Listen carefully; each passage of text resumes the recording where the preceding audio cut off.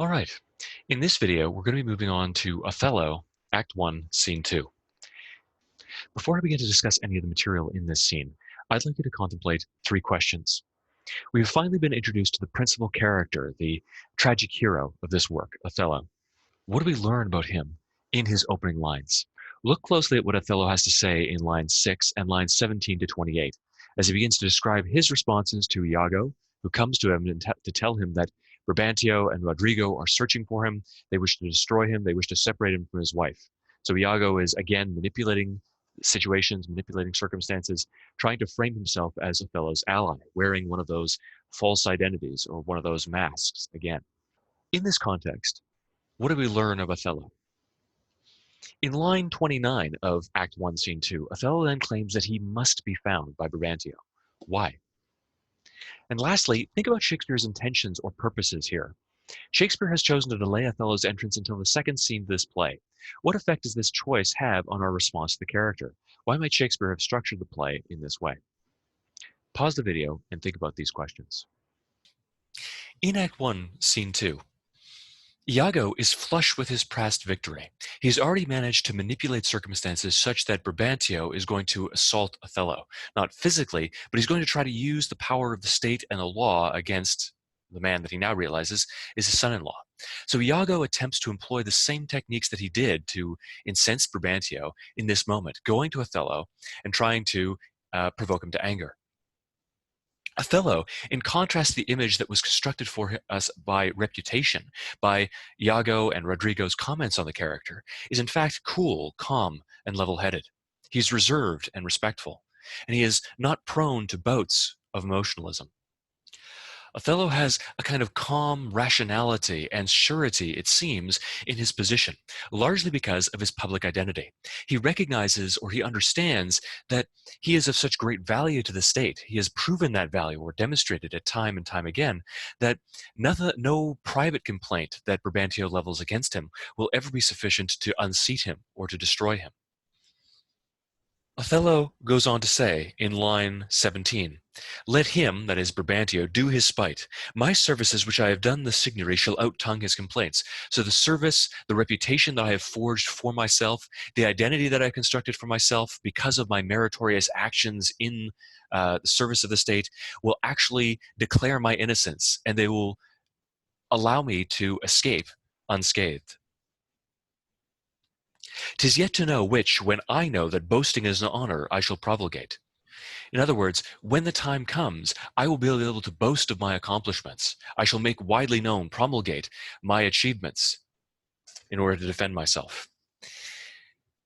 We are about to read one of the most critical lines in the play. It defines Othello's relationship with the public realm of human existence and offers us insight into his perception of his own character. He says, "I fetch my life and being from men of royal siege." So in this line, Othello conjoins both his base animal subsistent existence, his animal nature, his survival, my life, and my being, the definitional human identity that is granted to me. He says, both of these things, all that I am, from animal to human, derives from the opinion of men of royal siege, senators, and the Duke. "And my demerits may speak unbonneted to as proud a fortune as this that I have reached. My qualities, my attributes have contributed to the position that I have reached in the society. I have earned it." So he speaks of being essentially a self-made man. He has earned what he's gotten. "For know, Iago, but that I love the gentle Desdemona, I would not my unhoused free condition put into circumscription and confine, for the sea is worth." We see here an illustration of Othello's deep love for Desdemona, and it plays upon the conceptions of public and private life that we have identified in our discussion of Hannah Arendt. So if you go back to those Hannah Arendt summary slides or the public and private life summary slides that I presented to you in the past, we can understand here that Othello recognizes that his public identity, his ability to go out into the public and to make a name for himself, to declare that identity, and to achieve great things is actually confined. He is confined and attenuated or diminished in some way by the appropriation of a wife. And yet he says, it's all right. I am comfortable giving up my liberty, my freedom. I'm comfortable diminishing my public identity because I love Desdemona that much. I will put my free unhoused condition, I'll put my freedom, my unhoused condition into circumscription. I will confine it, I will imprison it, sheerly for the or merely for the love of Desdemona. Now, Iago says you should run and hide. But Othello responds, no, not I must be found. My parts, my title, and my perfect soul shall manifest me rightly. The answer to question 2, then, I would suggest, is that Othello, although he seems confident in his identity and his position, is in fact deeply uncertain. There's an underlying sense of his own status as a racial outsider and the realization that he is valued not in himself, but because of what he can do for the state. He must be found. He must be found so that his parts and perfect soul can be made manifest, and that he can have his identity, his worth, his value affirmed. He knows that whatever crime he is accused of, or whatever accusations are leveled against him by Brabantio, he is going to emerge victorious in their contest, because Brabantio is merely a senator. Othello is a general, and his public status makes him invaluable to the state at this time because they're at war. So we see in this moment Othello's profession, that he derives his identity from an external source. Both his life and his being come from the affirmation, the acceptance, the embrace of his superiors. And as a result, perhaps unconsciously at this moment, he also seems to indicate that the sense of identity that he has and the sense of his own worth and value that he professes to possess are both entirely uncertain. They're unstable. He needs them to be affirmed time and time again. This may be due, in part, to his status as, I said, a racial outsider. Shakespeare has chosen to delay Othello's entrance here because it gives us insight into the status of reputation and the value of reputation that Shakespeare is framing in this play. Ultimately, Othello's reputation has no bearing on his true nature. That identity that he fetches from men of royal siege, the identity that is constructed by his actions in the public sphere, dies away. And we're left with this encounter with the true Othello, the actual man who is nothing like the one that we encountered through reputation. But we already see a problem emerging here. If reputation cannot be trusted, as Shakespeare seems to have implied based on his introduction to Othello, based on reputation itself, based on secondhand knowledge, then Othello's reliance on reputation, on the public recognition of his identity, is perilous. Is he building his identity? Is he building his sense of self on unstable, uncertain ground? Michael Cassio, Othello's lieutenant, has requested that Othello join him in order to meet with the Signory, the Duke and his senators in council. Brabantio enters into the scene and accuses Othello of having stolen his daughter. So in line 62, "O thou foul thief, where hast thou stowed my daughter? Damned as thou art, thou hast enchanted her. For I'll refer me to all things of sense. I'll refer to all things of sense, by all logic. If she in chains of magic were not bound, if you hadn't put her under some kind of spell, whether a maid so tender, fair, and happy, so opposite to marriage that she shunned the wealthy, curled darlings of our nation, would ever have to incur the general mock, run from her guardage to the sooty bosom of such a thing as thou, to fear and not to delight." So, Desdemona was such a pure, perfect, innocent creature. How could she have ever, if not subject to magic, run to such a thing as thou? Othello responds to this accusation calmly and precisely. He says that I have a responsibility to report to the Duke, but I understand that you have a complaint against me, and I would be happy to answer your charges.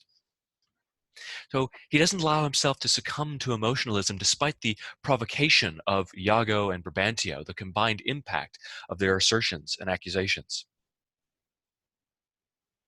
Brabantio then goes on to say, "The Duke is in council," in line 93. "How, the Duke in council, at this time of night? Bring him away, mine's not an idle cause. The Duke himself or any of my brothers of the state cannot but feel this wrong as 'twere their own.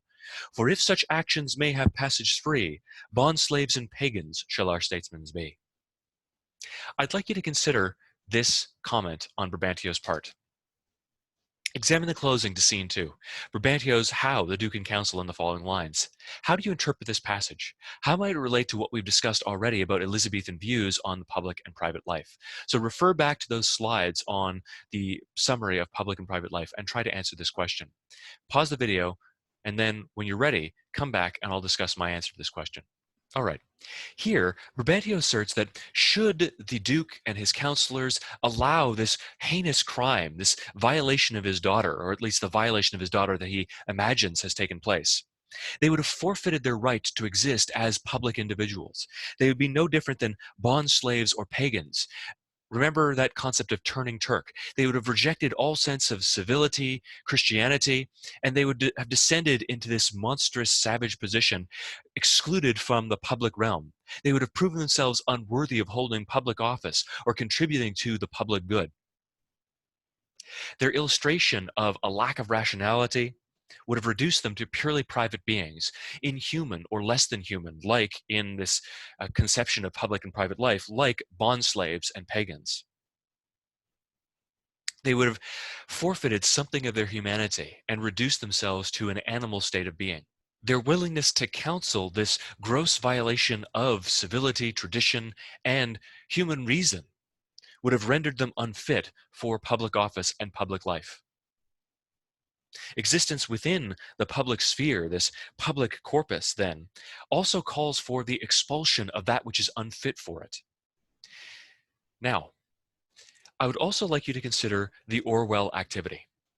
Thinking about Iago, Brabantio, and Rodrigo in this exchange, can you connect what Orwell has to say about political language to this play?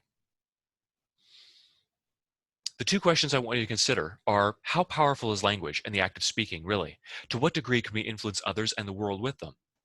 And then, in your view, how might these excerpts from Orwell's Politics and the English Language relate to Shakespeare and the situations we have observed in Othello already, particularly the character of Iago and his function in the play?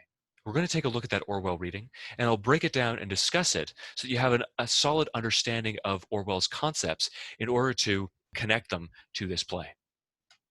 All right.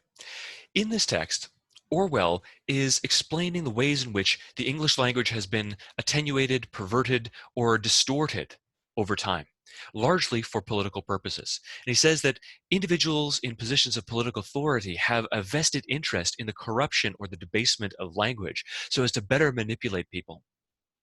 And he gives examples of the way in which language has been corrupted or perverted. Some of these examples he has manufactured or created just as illustrations, and some of them actually derive from published works. So Orwell goes on to say, now that I've made this catalog of swindles and perversions, these examples or reasons why the English language has become perverted, let me give another example of the kind of writing that they lead to. This time, it must of its nature be an imaginary one. I'm going to translate a passage of good English into modern English of the worst sort. Here's a well-known verse from Ecclesiastes.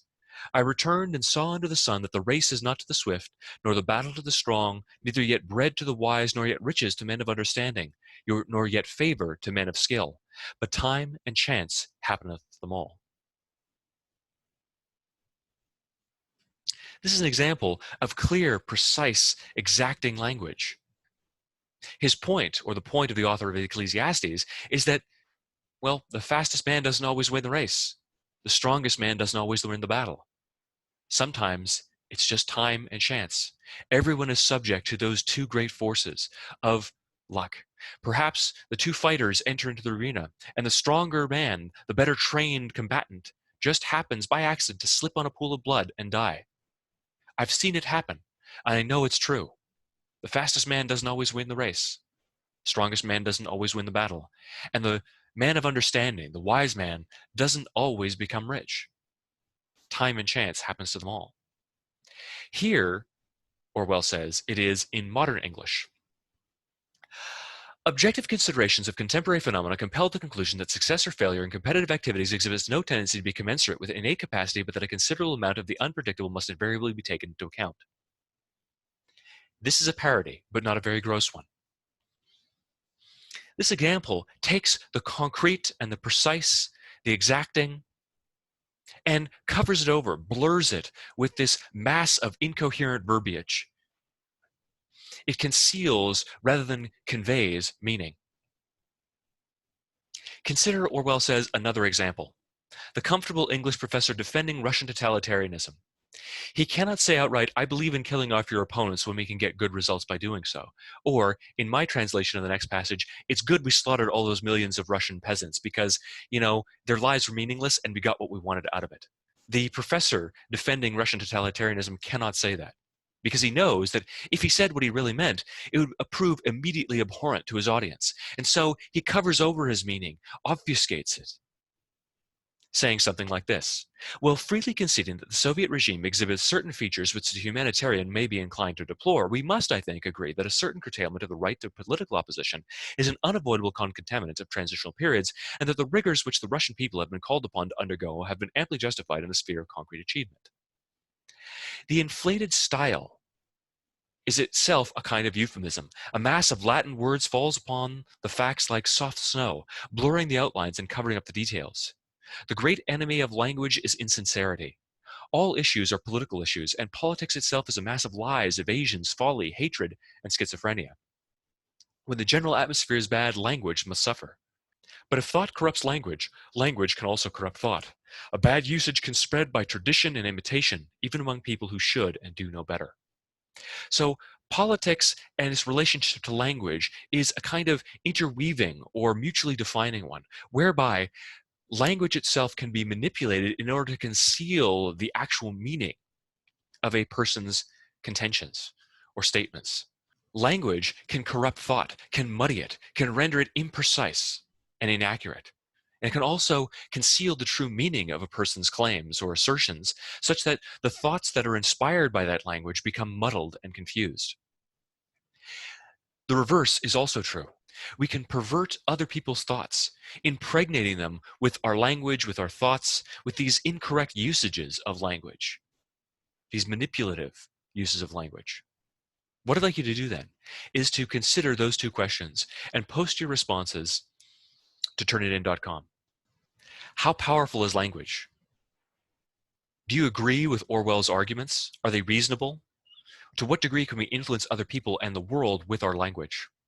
And secondly, in your view, how might these excerpts from Orwell's Politics in the English Language relate to Shakespeare and the situations we've observed here, particularly around Iago?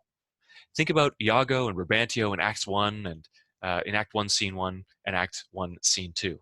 How can we apply Orwell's general understanding of the relationship between politics and the English language, and particularly that last claim, to this text?